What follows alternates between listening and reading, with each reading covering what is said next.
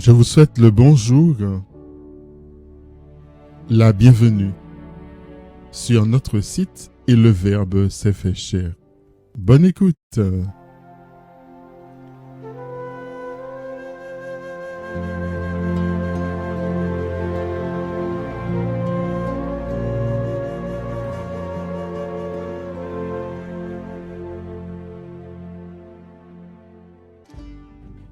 Chers amis auditeurs, quelle doit être notre justice?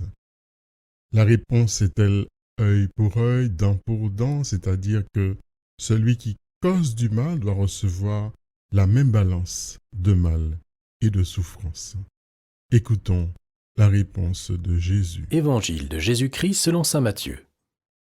En ce temps-là, Jésus disait à ses disciples : « Vous avez appris qu'il a été dit œil pour œil et dent pour dent. Eh bien, moi, je vous dis de ne pas riposter aux méchants. Mais si quelqu'un te gifle sur la joue droite, tends-lui encore l'autre. Et si quelqu'un veut te poursuivre en justice et prendre ta tunique, laisse-lui encore ton manteau. Et si quelqu'un te réquisitionne pour faire 1000 pas, fais-en 2000 avec lui. À qui te demande, donne. À qui veut t'emprunter, ne tourne pas le dos. »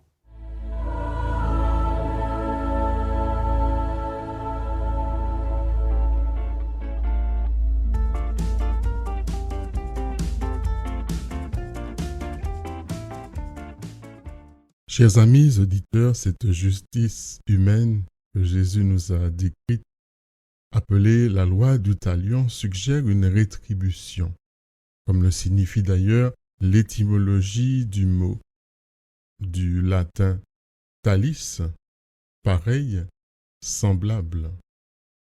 Dans cette justice, le semblable est la peine, mais dans celle du Christ, le semblable est l'autre qui a commis le crime.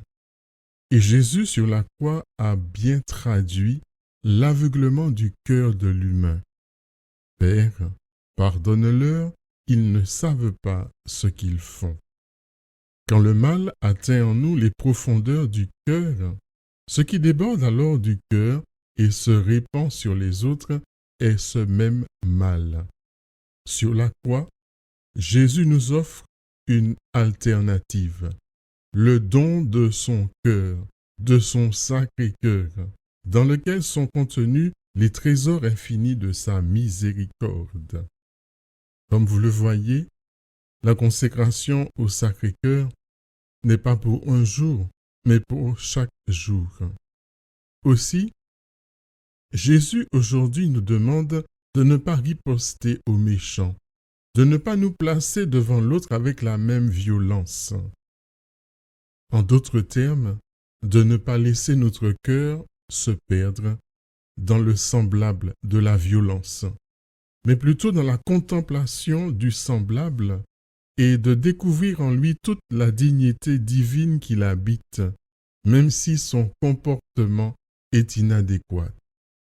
Selon la contemplation de l'autre, comme son semblable, et appelé à entrer dans sa ressemblance à Dieu, eh bien peut lui offrir la grâce de découvrir qui il est et de faire ce dernier sortir du cycle de la violence et d'injustice dans lequel il se trouve. La miséricorde de Dieu, cadeau du cœur transpercé, voilà l'antidote à notre inhumanité et à nos manières de nous abolir mutuellement comme personnes. La miséricorde, voilà la matrice d'amour où il est possible de naître. C'est le chemin que les saints ont emprunté, c'est le chemin qui nous est proposé aujourd'hui. Prenez soin de vous, prenez soin des autres, prenez soin des vôtres. Bonne journée et à demain.